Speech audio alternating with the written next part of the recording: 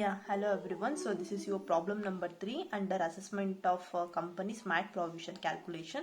So here the net profit as per profit and loss account of XYZ Limited, a resident company for the year ended 31st March 2019 is rupees 190 lakh arrived at after following adjustments.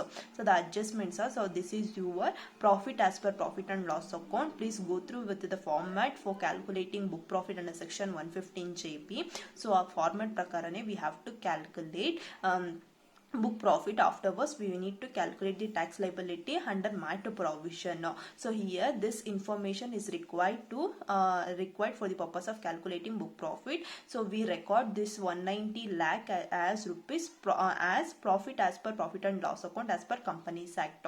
So here the first particulars and amount: depreciation on assets rupees 100, reserve for currency exchange fluctuation rupees 50, means this amount shows in lakh. Amounts in lakhs. So next provision for tax 40, proposed dividend 120. Following further information is provided by the company. The following informations are: provision for tax includes rupees 16 lakh of tax payable on distribution of profit and rupees 2 lakh of interest payable on income tax. Means ಇಲ್ಲಿ provision of tax ಇದೆಯಲ್ಲ 40 lakhs.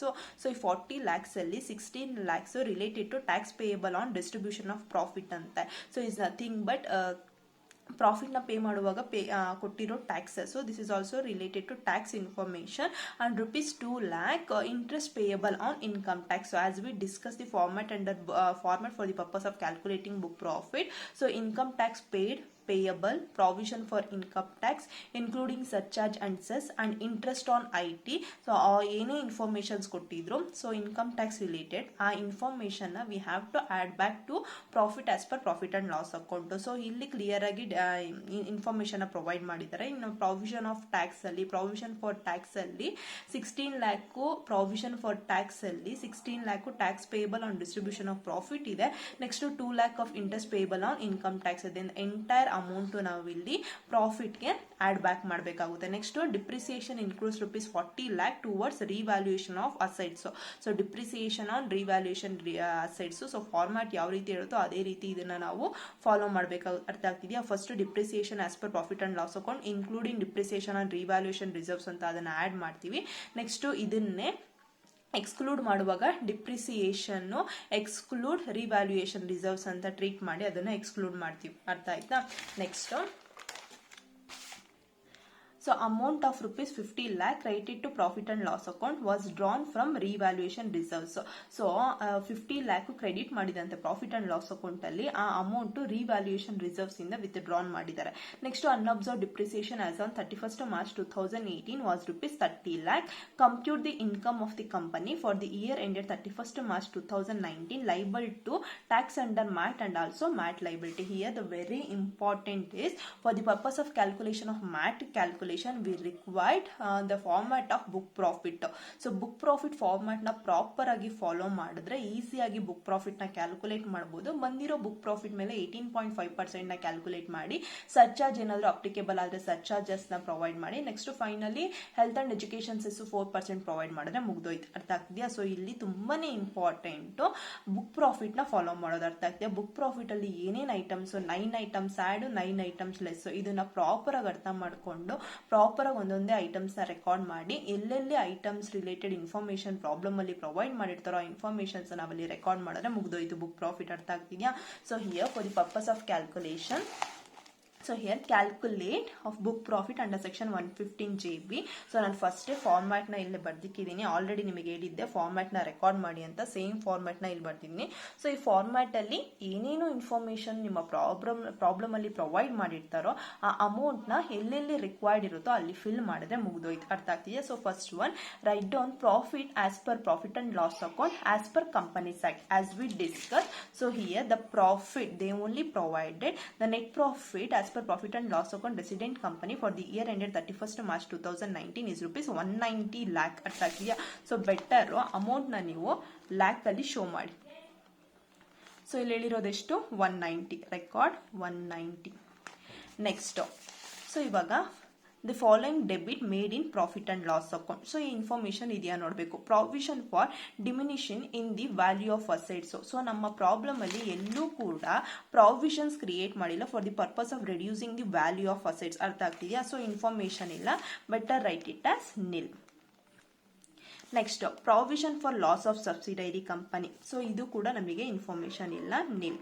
Next provision for uncertain liability means reserve for bad debts. So ಇದು ಕೂಡ ನಮಗೆ information ಇಲ್ಲ, ಇದ್ರೆ ಮಾತ್ರ record ಮಾಡ್ಬೇಕು. ಅರ್ಥ ಆಗ್ತದೆ? Reserves that is transfer to any reserves. Yes, problem ಅಲ್ಲಿ ರಿಸರ್ವ್ಸ್ ರಿಲೇಟೆಡ್ ಇನ್ಫಾರ್ಮೇಶನ್ ಇದೆ. C, reserves for currency exchange fluctuation. So reserve which is transfer for currency exchange fluctuation 50 lakh ಇದೆ, ಅದನ್ನ ರೆಕಾರ್ಡ್ ಮಾಡಿದ್ರೆ ಆಯ್ತು. ಅರ್ಥ ಆಗ್ತೀಯಾ? Reserves. So fluctuation related 50 lakh. So amount lakhs ಅಲ್ಲಿ show ಮಾಡ್ತಾ ಇದೀವಿ, 50 ಅಂತ ರೆಕಾರ್ಡ್ ಮಾಡಿದ್ರೆ ಮುಗಿದು. Next income tax paid, payable, provision for income tax including surcharge and cess and interest on income tax as we discussed. So the provision for tax, so the provision for tax includes 16 lakh of tax payable of distribution of profit and rupees 2 lakh interest payable on account on income tax. So the 40 lakh ಅಲ್ಲಿ already ಎಲ್ಲ tax related information include ಆಗಿದೆ. So ಪ್ರತಿಯೊಂದು ನಾವಿಲ್ಲಿ ನಮ್ಮ net ಪ್ರಾಫಿಟ್ಗೆ add ಮಾಡ್ಬೇಕು. ಅರ್ಥ ಆಗ್ತಿದೆಯಾ? So provision for tax is 40. Next, depreciation as per profit and loss account including depreciation on revaluation reserves. So here depreciation on assets is rupees 100 lakh. Next, depreciation includes 40 lakh towards revaluation of reserves. So format ಏನು ಹೇಳ್ತಾ ಇರೋದು, depreciation as per profit and loss account ನ record ಮಾಡಿ ಆ depreciation ಅಲ್ಲಿ revaluation reserves ಕೂಡ ನೀವು include ಮಾಡಬೇಕು. ಸೊ ಇಲ್ಲಿ ನಮ್ಮ ಕ್ವಶನ್ ಅಲ್ಲೂ ಎಕ್ಸ್ಪ್ಲೈನ್ ಮಾಡಿರೋದೇ ಡಿಪ್ರಿಸಿಯೇಷನ್ ಆಫ್ ಅಸೆಟ್ಸ್ ಇರೋದು 100. The depreciation includes 40 lakhs towards revaluation reserves ಹೇಳಿದ್ದಾರೆ. ದೆನ್ ದ ಕಂಪ್ಲೀಟ್ 100 ನ ನಾವು ನೆಟ್ ಪ್ರಾಫಿಟ್ ಗೆ ಆಡ್ ಬ್ಯಾಕ್ ಮಾಡಬೇಕು. ಅರ್ಥ ಆಗ್ತಿದೆ? ಬಿಕಾಸ್ ಈ 100 ಅಲ್ಲಿ ರಿವ್ಯಾಲ್ಯೂಯೇಷನ್ ರಿಸರ್ವ್ಸ್ ಅಮೌಂಟ್ ಕೂಡ ಇನ್ಕ್ಲೂಡ್ ಆಗಿದೆ. ಫಸ್ಟ್ ಆಡ್ ಮಾಡುವಾಗ include depreciation on revaluation reserves, less ಮಾಡುವಾಗ exclude depreciation on revaluation reserves. Mind ಅಲ್ಲಿ ಇಲ್ಲಿ. Next there is no deferred tax, write it as nil. Next dividends and propose dividend distribution tax ಇದೆಯಾ ಅಂತ ನೋಡ್ಬೇಕು. Yes, problem ಅಲ್ಲಿ propose dividend ಇದೆ 120, record ಮಾಡಿ ಅಷ್ಟೇ. ಆಯ್ತಾ? 120. Next last one, expenses on exempted income except under section 1038. So ಯಾವುದೇ expenses related to exempted incomes informations ಇಲ್ಲ, ನಿಲ್. ನೆಕ್ಸ್ಟ್ ಎಲ್ಲ ಇನ್ಕಮ್ ಎಲ್ಲ ಅಮೌಂಟ್ನು ಕ್ಯಾಲ್ಕುಲೇಟ್ ಮಾಡ್ಬೇಕು. So here 50, 40, 100. Next 120. So 310. So 310 190 amount ಗೆ ಆಡ್ ಮಾಡಬೇಕು. 310 plus 190 that is 500. So next, the following credits made in profit and loss account. So following credits ನಾವು deduct ಮಾಡಬೇಕಾಗುತ್ತೆ. So format ಹೇಗಿದೆಯೋ ಅದೇ ರೀತಿ ಬರೀಬೇಕು. ಅರ್ಥ ಆಗ್ತಿದೆಯಾ? ಚೇಂಜ್ ಮಾಡಬಾರ್ದು. 9 ಐಟಮ್ಸ್ ಆಡ್, 9 ಐಟಮ್ಸ್ ಲೆಸ್. ಇದನ್ನ ಫಸ್ಟ್ ರೆಕಾರ್ಡ್ ಮಾಡಬೇಡಿ. ನೆಕ್ಸ್ಟ್ ಅವ್ರು ಏನೇನು ಇನ್ಫಾರ್ಮೇಶನ್ಸ್ ಕೊಟ್ಟಿದ್ದಾರೋ ಅದನ್ನ ಫಿಲ್ ಮಾಡ್ಕೊಂಡು ಹೋದ್ರೆ ಮುಗ್ದೋಯ್ತು book profit calculation. So here the first one under credit balance brought forward business loss as per book of account. So ನಮ್ಮ ಈ ಪ್ರಾಬ್ಲಮ್ ಅಲ್ಲಿ ಅವರೆಲ್ಲೂ ಕೂಡ ನಮಗೆ brought forward business losses information provide ಮಾಡಿಲ್ಲ. ಅರ್ಥ ಆಗ್ತಿದೆ? ಎಲ್ಲೂ ಕೂಡ ಬ್ರಾಟ್ ಫಾರ್ವರ್ಡ್ ಇನ್ಫಾರ್ಮೇಶನ್ಸ್ ಇಲ್ಲ. ಸೊ ಇದನ್ನ ಏನಂತ ಬರೀಬೇಕು? ನಿಲ್. ಆಯ್ತಾ? ಇಂಪಾರ್ಟೆಂಟ್ ಅರ್ಥ ಮಾಡ್ಕೊಳ್ಳಿ. Brought for business loss as per book of account nil, information ಇಲ್ಲ. Next unabsorbed depreciation as per books ಇದೆಯಾ? Unabsorbed depreciation, yes. Unabsorbed depreciation as on 31st March 2018 was rupees 30 lakh ಅಂತ mention ಮಾಡಿದ್ದಾರೆ. ಎಷ್ಟು? 30 lakh. So according to format ಏನ್ ಹೇಳುತ್ತೆ? Brought for business loss as per book of account, unabsorbed depreciation as per books, whichever is low. So ಇವೆರಡರಲ್ಲಿ whichever is low ಅಂದ್ರೆ qualified ಆಗೋದು ಯಾವುದು? Nil. Then the final result nil. ಅರ್ಥ ಆಗ್ತಿದೆಯಾ? ಅದಕ್ಕೆ ಹೇಳಿದ್ದು ಇದು ಇಂಪಾರ್ಟೆಂಟ್ ಅಂತ. ನಿಮ್ಮ ಪ್ರಾಬ್ಲಮ್ ಅಲ್ಲಿ ಇನ್ಫಾರ್ಮೇಶನ್ಸ್ ಇಲ್ವಾ? Brought forward business loss as per books of account nil ಅಂತ ಟ್ರೀಟ್ ಮಾಡ್ತೀರಾ. ಅನ್ಅಬ್ಸರ್ವ್ಡ್ ಡಿಪ್ರಿಸಿಯೇಷನ್ ಪ್ರೊವೈಡ್ ಮಾಡಿದ್ದಾರೆ 30 lakh. So whichever is less ಅಂದ್ರೆ ಕ್ವಾಲಿಫೈಡ್ ಆಗೋದು ಅಮೌಂಟ್ ನಿಲ್. ನೆಕ್ಸ್ಟ್ ನೀವು ಲೆಸ್ ಮಾಡಬೇಕಾಗಿರೋದು ನಿಲ್. ಅರ್ಥ ಆಗ್ತಿದೆಯಾ? ಇದೇ ಪ್ರೊಸೀಜರ್ಗೋಸ್ಕರನೇ ಮ್ಯಾಟ್ ಮಿನಿಮಮ್ ಆಲ್ಟರ್ನೇಟಿವ್ ಟ್ಯಾಕ್ಸ್ ಅನ್ನೋದು ಇಂಟ್ರೊಡ್ಯೂಸ್ ಮಾಡಿದ್ದು. ಸೊ ಇಲ್ಲಿ 500 ಅಲ್ಲಿ ಏನಾದ್ರು 30 lakh ಕ್ವಾಲಿಫೈಡ್ ಆಗ್ತದೆ, 30 ಲ್ಯಾಕ್ನ ನೀವು ಡಿಡಕ್ಟ್ ಮಾಡಿ ನಿಮ್ಮ ಟ್ಯಾಕ್ಸ್ ಬರ್ಡನ್ನ ರಿಡ್ಯೂಸ್ ಮಾಡ್ಬೋದಾಗಿತ್ತು. ಬಟ್ ಮ್ಯಾಟ್ ಪ್ರಕಾರ ಏನಾಗ್ತಾ ಇದೆ, ಇಲ್ಲಿ ಕ್ವಾಲಿಫೈಡ್ ಆಗಿದ್ದು ನಿಲ್ಲು, ಸೊ ನಿಮ್ಮ ಟ್ಯಾಕ್ಸ್ ಬರ್ಡನ್ ರಿಡ್ಯೂಸ್ ಆಗ್ತಾ ಇಲ್ಲ, ಟ್ಯಾಕ್ಸ್ ಬರ್ಡನ್ ರಿಮೈನ್ ಕಾನ್ಸ್ಟೆಂಟ್ ಆಗಿದೆ. ಅರ್ಥ ಆಗ್ತಿದ್ಯಾ? ನೆಕ್ಸ್ಟ್ ವೆರಿ ಇಂಪಾರ್ಟೆಂಟ್, reserves ಅಲ್ಲಿ that is amount withdrawn from revaluation of reserves. So here they mention that amount of rupees 50 lakh credited to profit and loss account was drawn from revaluation reserves. ಸಿಗ್ತಾ information. So revaluation reserves ಇಂದ ಎಷ್ಟು amount ನ withdrawn ಮಾಡಿದೀರಾ ನೀವು? 50 lakh. Next depreciation made on revaluation reserves. So depreciation on revaluation reserves words proper ಆಗಿರಬೇಕು. Depreciation includes 40 lakhs towards revaluation reserves. So depreciation related to revaluation reserves, that is 40 lakh. So depreciation made on revaluation reserves is 40 lakh. So ಇವೆರಡರಲ್ಲಿ whichever is less ಅಂದ್ರೆ qualified ಆಗಿದ್ದು 40 lakh. ಅರ್ಥ ಆಯ್ತಾ ಯಾವ ರೀತಿ calculate ಮಾಡಿದ್ವಿ ಅನ್ನೋದು? 40 lakh.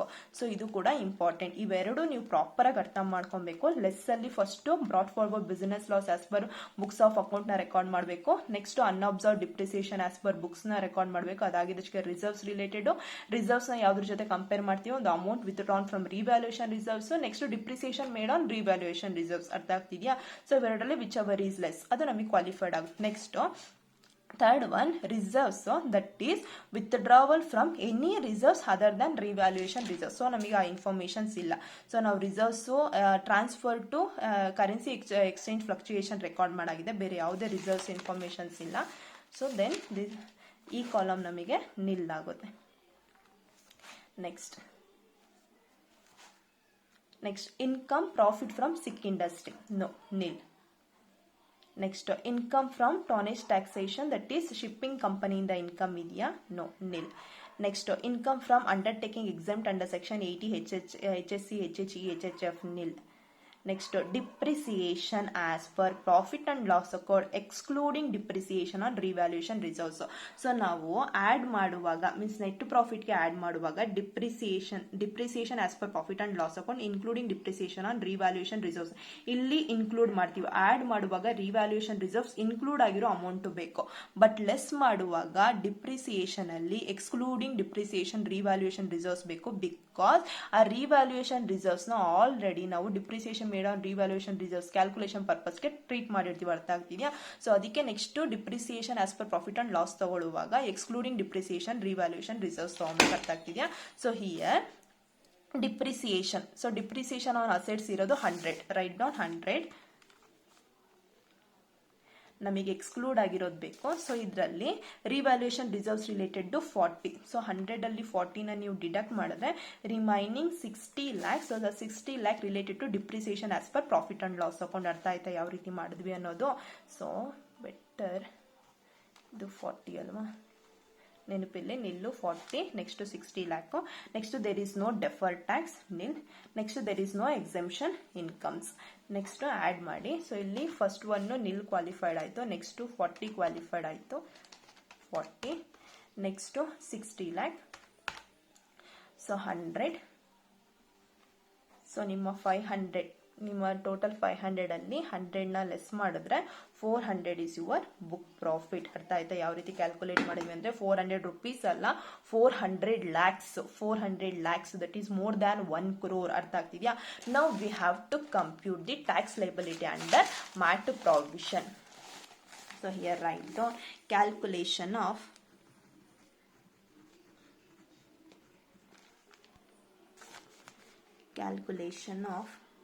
tax liability. Calculation of tax liability of book profit. So here first particulars amount. First write down MAT at the rate of Maribedi MAT to 18.5% applicable. 18.5% of ಎಷ್ಟು ಬಂತು book profit? 400 lakhs. ಅರ್ಥ ಆಗ್ತಿದ್ಯಾ? 400 lakhs. So ಇವಾಗ 400 ಮೇಲೆ 18.5% ನೀವು calculate ಮಾಡಿದ್ರೆ, so 400 into 18.5%, so that is 74 lakhs.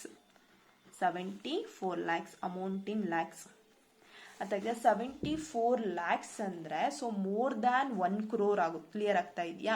So ನೀವು ಇಲ್ಲಿ 74 ಲ್ಯಾಕ್ಸ್, ಇದು 400 ಲ್ಯಾಕ್ಸ್ ಮೇಲೆ ನೀವು ಟ್ರೀಟ್ ಮಾಡಿರೋದು, ಮೋರ್ ದ್ಯಾನ್ 1 crore ಕ್ರಾಸ್ ಆಗುತ್ತೆ as we discuss. So surcharge will be applicable on domestic companies when the income is exceed rupees, when the turnover is exceed rupees 1 crore, 1 crore to 10 crore. So 1 crore to 10 crore ಅದು follow ಆಗುತ್ತೆ ಅಂದರೆ then we have to provide, otherwise we have to pay additional tax to the government, that is surcharge. So add surcharge at 7%. Domestic ಕಂಪನಿಗೆ 7% ಮರಿಬಾರ್ದು. So 74 ಮೇಲೆ ನೀವು 74 into 7%, so 5.18. So ಇದನ್ನು add ಮಾಡಿದ್ರೆ 74, so 79.18. So finally add 4% health and education cess. Then 4% health and education cess means 3.1672. Then add 79.18. Then 82.3472. So this is your tax liability. ಅರ್ಥ ಆಗ್ತಿದೆಯಾ? So ma'am 82 rupees ಅಂತ think ಮಾಡಿಬಿಡಿ. 82 rupees ಅಲ್ಲ, ಲ್ಯಾಕ್ಸಲ್ಲಿ ಇರೋದು. So ಇದು ಕ್ರೋರ್ಸ್ ಟುಗೆದರ್ ಬರುತ್ತೆ. ಸೊ ಇಷ್ಟು ಟ್ಯಾಕ್ಸ್ ಲೈಬಿಲಿಟಿ ಕಂಪನಿ ಗವರ್ನಮೆಂಟ್ಗೆ ಪೇ ಮಾಡಬೇಕು ಅಂಡರ್ ಮ್ಯಾಟ್ ಪ್ರಾವಿಷನ್. ಅರ್ಥ ಆಯ್ತಾ ಯಾವ ರೀತಿ ಮಾಡಿದ್ವಿ ಅನ್ನೋದು? So this is your answer. Thank you.